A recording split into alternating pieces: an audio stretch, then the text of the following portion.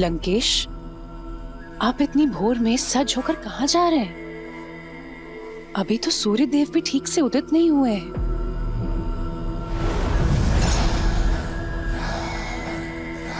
दशानन, अब मैं आपको कोई अनर्थ नहीं करने दूंगी। मौन मंदोदरी,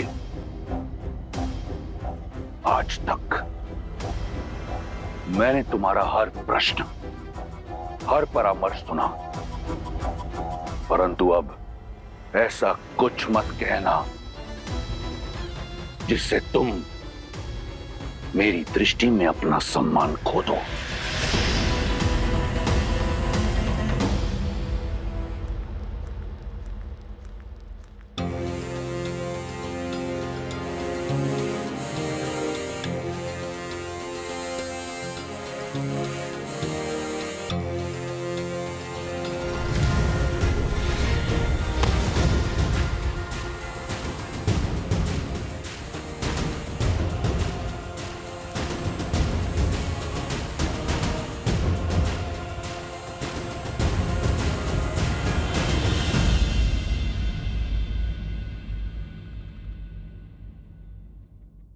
इन अशोक के वृक्षों को देखकर ऐसा लगता है यही वो स्थान है जहां माता सीता को रखा गया है, किंतु सूर्य देवता तो प्रकट हो चुके हैं।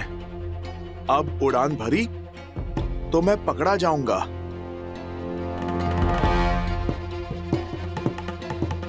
मुझे खुले आकाश में उड़ान लेने से बचना होगा।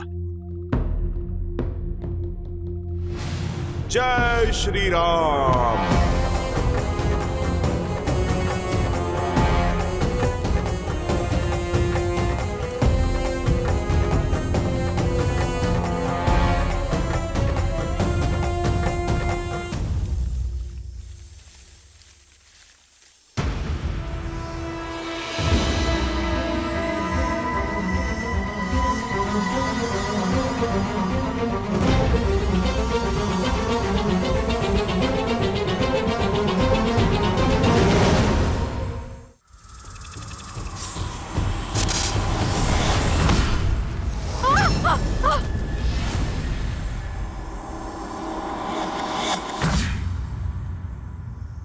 इतनी विशाल वाटिका है, कहां होंगी माता सीता?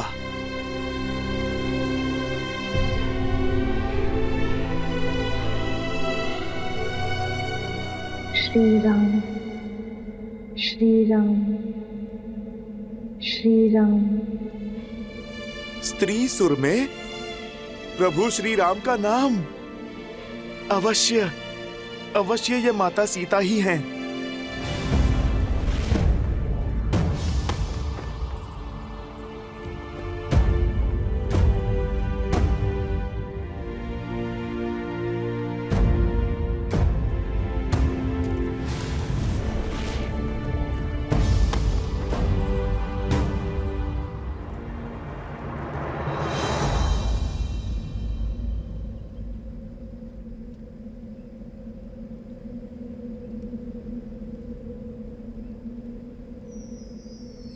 जानकी त्वां नमस्यामि सर्वपाप प्रणाशिनी।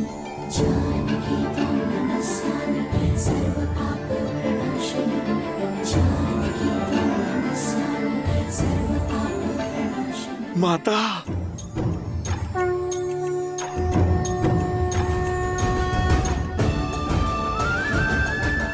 श्री राम, श्री राम।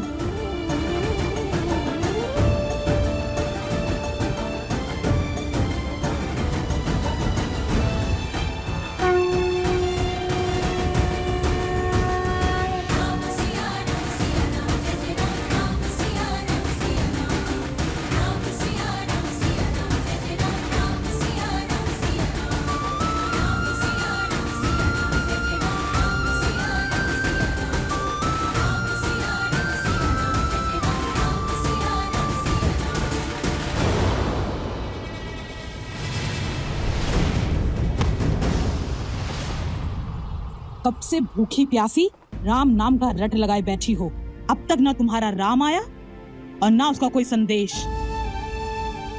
अरे लंकेश का प्रस्ताव स्वीकार करो और क्षण भर में अपने सारे दुखों का अंत कर लो, उनकी महारानी बन जाओ। लगता है इसके भाग्य में हमारा आहार बनना ही लिखा है। बस एक बार महाराज दशानन का संकेत मिल जाए।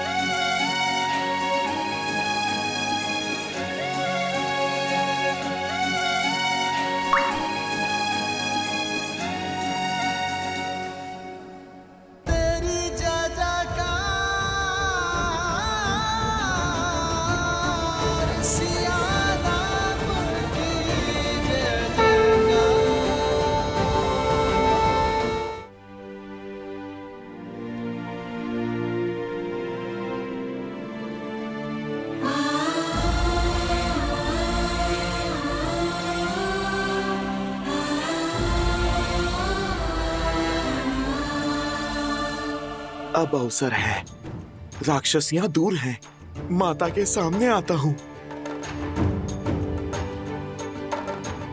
लंकापति पधार रहे हैं।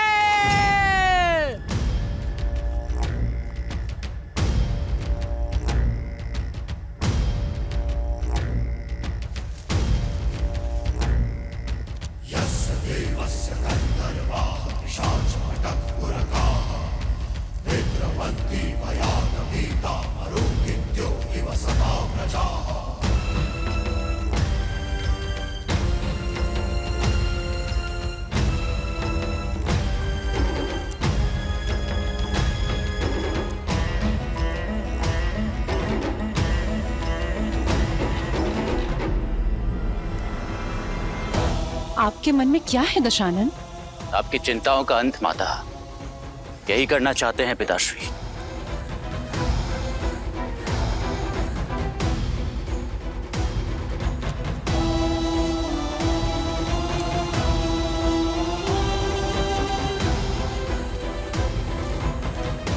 श्री राम।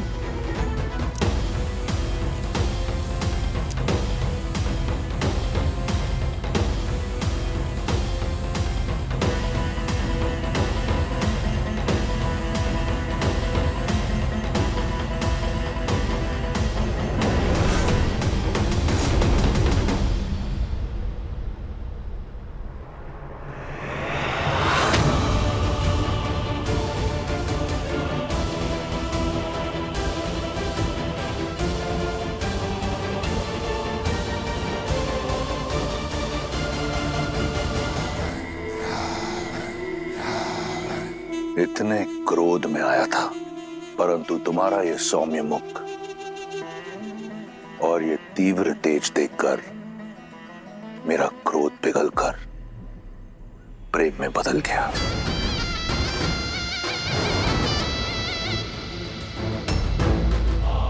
मैंने सुना है कि तुमने यहां लंका में मित्र बनाए, तो मेरी ओर इतनी कठोरता क्यों? मुझे भी अपना मित्र समझो। अनेक बार तुमसे कह चुका हूं, मैं ये संसार तुम्हें भेंट में देना चाहता हूं। क्यों तुम हर बार 10 लोगों की स्वामिनी बनने का प्रस्ताव ठुकरा देती हो?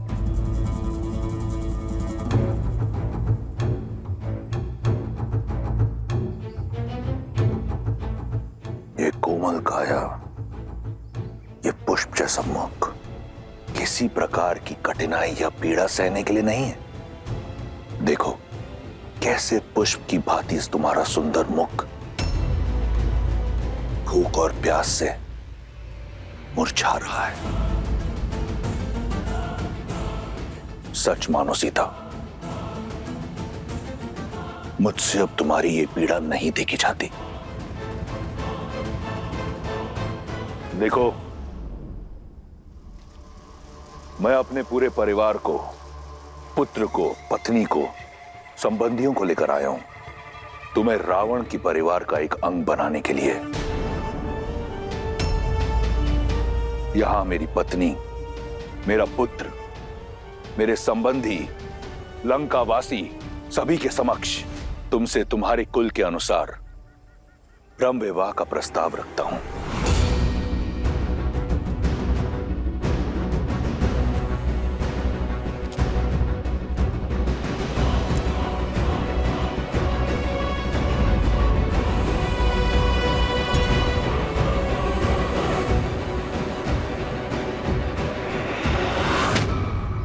देखो मेरी ओर, किसकी प्रतीक्षा कर रही हो? कोई नहीं आएगा तुम्हारी सहायता के लिए, और जिन्हें तुम यहां अपना मित्र मानती हो ना, वो भी रावण के समक्ष मौन रहेंगे।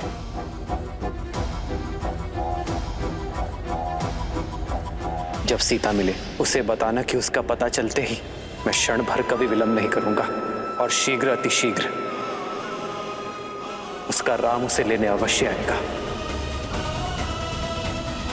रावण के अतिरिक्त अब कोई नहीं है तुम्हारा। तुम्हारा वो वनवासी स्वप्न में भी यहां नहीं पहुंच पाएगा।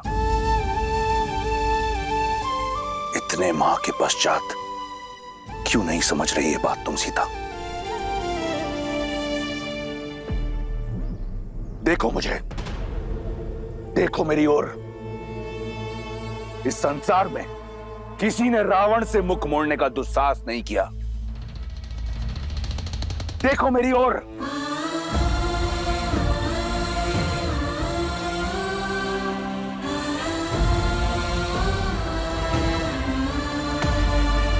देखो, ये संसार साक्षी है कि तुमने मेरे प्रेम को, मेरी विनम्रता को इतने निष्ठुर रूप से ठुकराया है।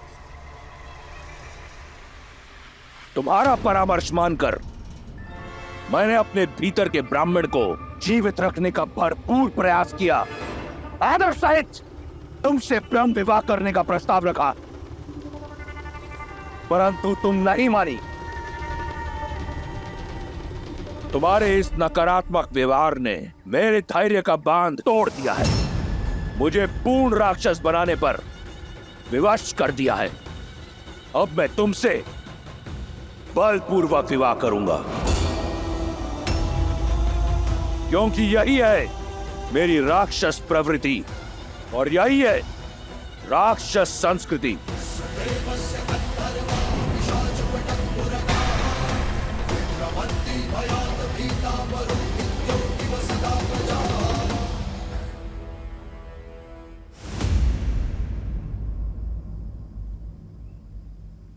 हे प्रभु, मुझसे कुछ ऐसा ना हो, आपकी आज्ञा की अवहेलना करके इस रावण से यहीं संग्राम करना पड़े।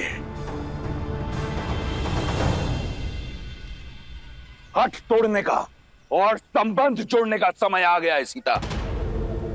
जहां तुम बैठी हो ना, वहां सूखे तिनके और टूटी आशाओं के अतिरिक्त कुछ नहीं है तुम्हारी सहायता के लिए।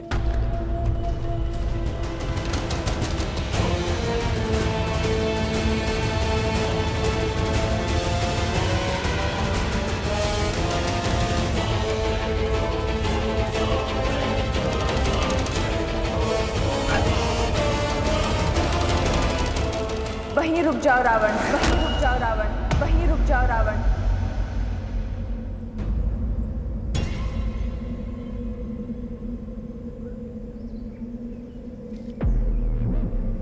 जानकी त्वां नमस्यामि सर्वपाप प्रणाशिनीं।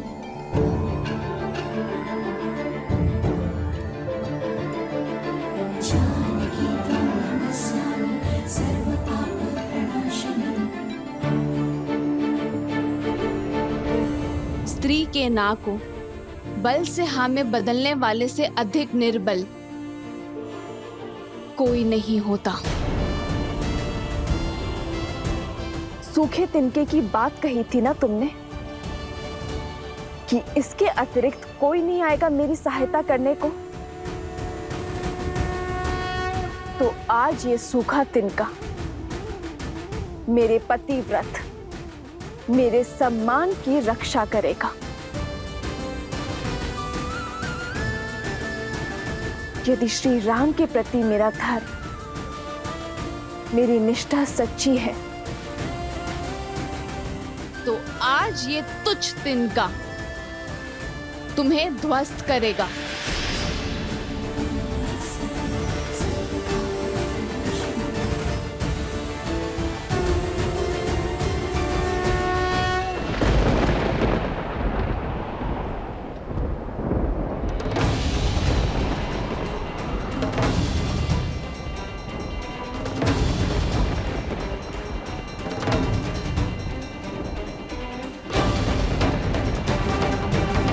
संसार में सबसे बड़े बलशाली होने का दम है ना तुम्हें, तो इसे पार करके दिखाओ।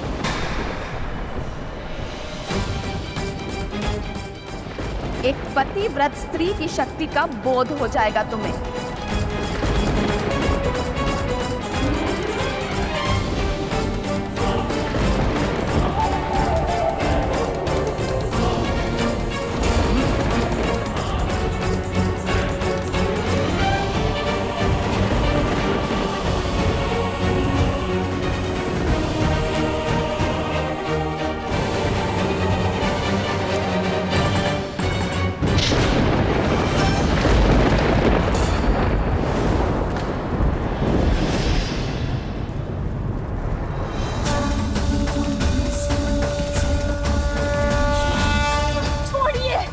मैं श्राप देता हूं तुम्हें।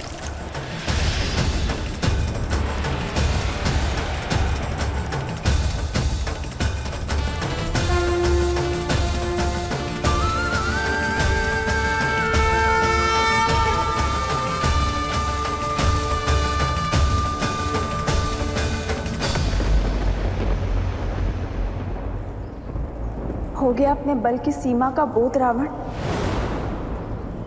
और श्री राम के बल का भी।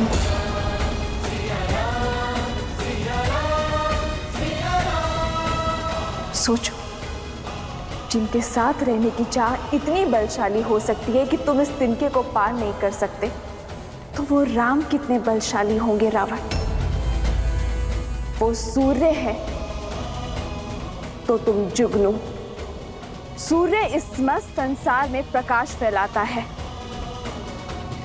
धरती को सुंदर और स्वच्छ बनाता है, जबकि जुगनू गंदे और मलिन स्थान पर वास करता है। बल्कि जुगनू से तुम्हारी तुलना करना भी जुगनू का अपमान ही होगा। राम की सीता को पुनः स्पर्श करने की चेष्टा कभी मत करना रावण। बस, बहुत हुआ अपमान।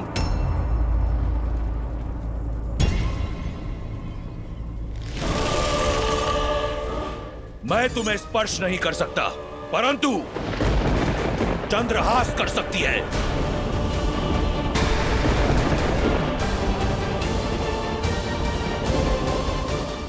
उचित निर्णय है रावण।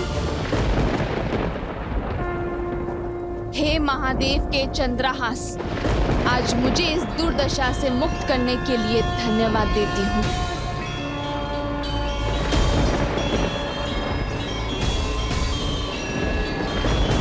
श्री राम।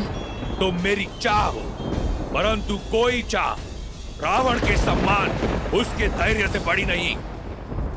मेरे प्रकोप से आज तुम्हें कोई नहीं बचा सकता।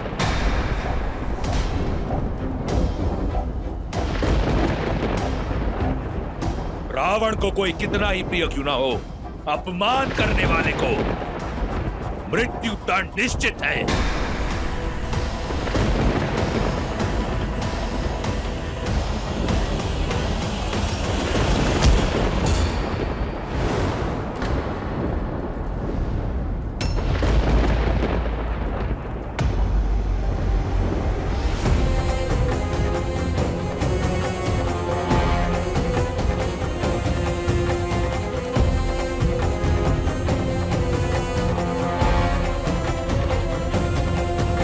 मेरे निर्णय के आड़े मत आओ।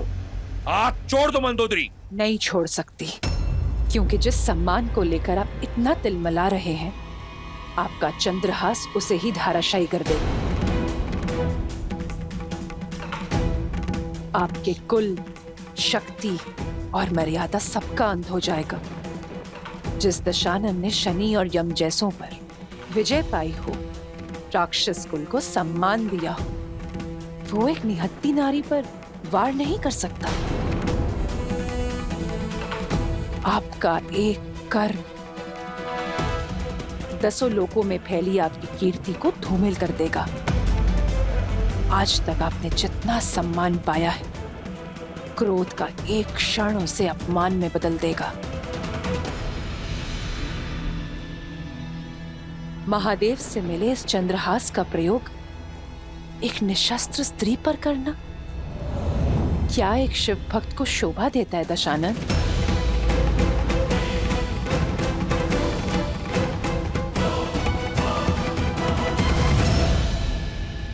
ठीक है, मैं राक्षस कुल के मान को धूमिल नहीं होने दूंगा।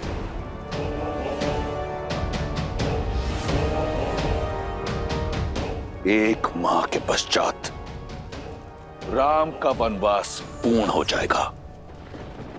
ये राक्षस राज रावण तुम्हें एक माह का समय देता है। राम लंका तो पहुंच नहीं पाएगा, परंतु तुम एक माह का उत्सव मना लो। मना लो उत्सव अपने पतिव्रत धर्म का। एक माह के उपरांत यदि तुमने मेरा प्रस्ताव स्वीकार नहीं किया तो इन्हीं राक्षसियों को खिला दूंगा तुम्हें।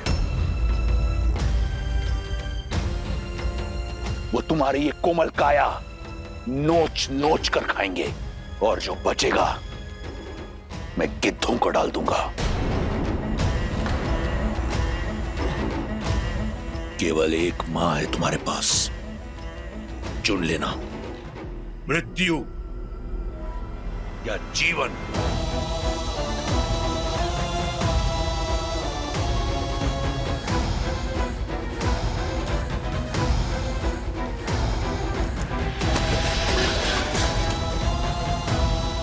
सड़ने दो उसे अकेले।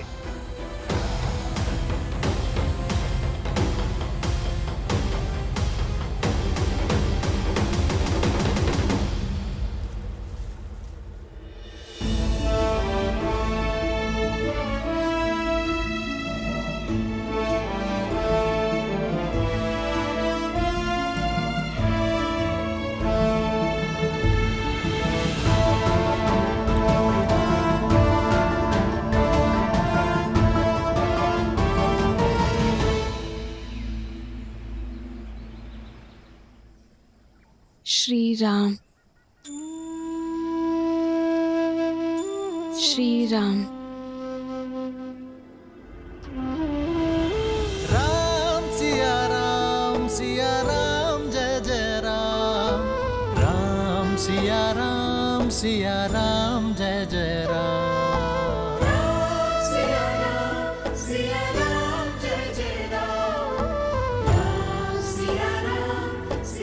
कदाचित वन में आपके साथ बिताया समय वहीं रुक जाता।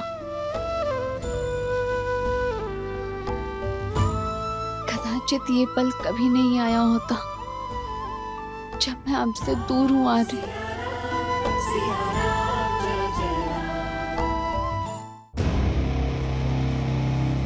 छोड़ क्यों नहीं देती अपनी हट, मूर्ख? हम सब भी अपने परिवार के पास जा पाएंगे, नहीं तो एक जटा की भांति हम सब भी राजकुमार के क्रोध की भेंट चढ़ जाएंगे। बस ये एक माह बीत जाए, फिर तेरे नरम मांस का आनंद लेंगे। वैसे भी आज से पूर्व किसी राजकुमारी का रक्तपान नहीं किया। तुम्हारे मांस और मज्जा खाने में बड़ा आनंद आने वाला है। सच कहा, लंकेश बस संकेत दे दे, फिर तो इसे नोच नोच के खाएंगे हम। मेरी माता को कष्ट पहुंचा रही हैं ये सब, इन्हें तो मैं। बस बहुत हो गया, अब सीता को अकेला छोड़ दो, उसे और कष्ट मत दो। हमें काम ही यही सौंपा गया है। मैं आदेश दे रही हूँ, तुम सबको अपने परिवार के पास जाना है ना? जाओ, पहरा मैं कर लूंगी।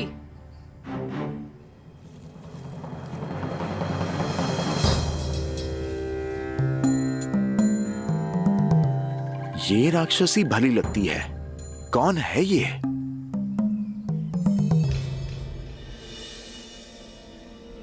ऐसे आस नहीं हारते सीता। जब आस पूरी ना हो तो साहस भी टूट जाता है त्रिजटा। अब तक ना तो श्री राम आए और ना ही उनका कोई संदेश। मन कहता है कि अपनी आत्मा को इस देह से मुक्त कर लो, इससे पहले कि वो रावण मुझे स्पर्श करे। मैं श्री राम का नाम जपते जपते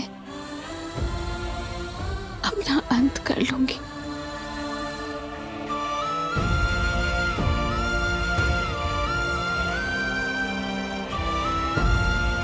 मुझे क्षमा करना है, मेरे पास और कोई मार्ग नहीं है। ऐसा नहीं कहते सीता। मैंने तुम्हें अपने एक स्वप्न के बारे में बताया था ना, जिसमें श्री राम और तुम एक दिव्य विमान में उड़कर उत्तर की ओर जा रहे हो। वो स्वप्न था त्रिजटा, और ये सत्य है। सीता, मन में आस हो तो स्वप्न भी सत्य हो जाते हैं। त्रिजटा सन बोली करे जोरी, मातु विपति संगिनी तैमोरी। तजो देह करु बेगी उपाई, दूसह बिरहु अब नहीं सही जाई।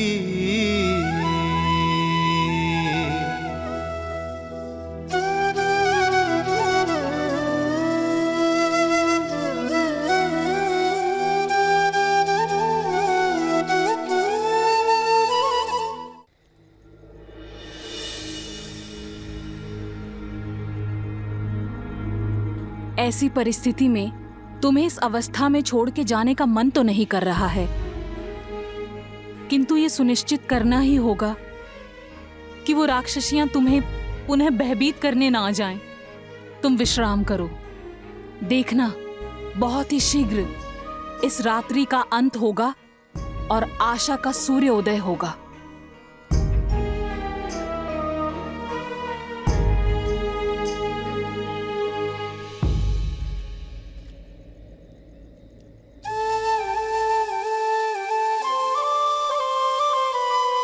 निराशा का अंधकार घना हो तो उसे बस प्रभु श्री राम का नाम ही काट सकता है।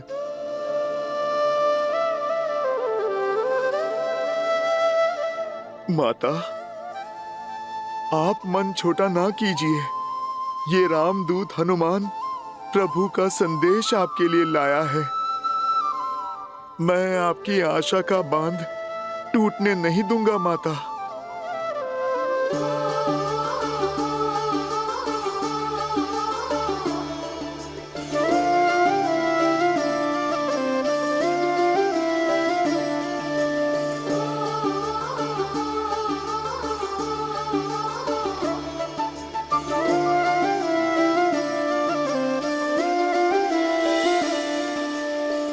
जन्म जन्म का है ये संगम, राम रतन सीता वैभव धन। एक है पौरुष एक समर्पण, एक है रूप तो दूजा दर्पण। राम है लोचन सीता दृष्टि, राम है बादल सीता वृष्टि। राम सिया राम सिया राम सिया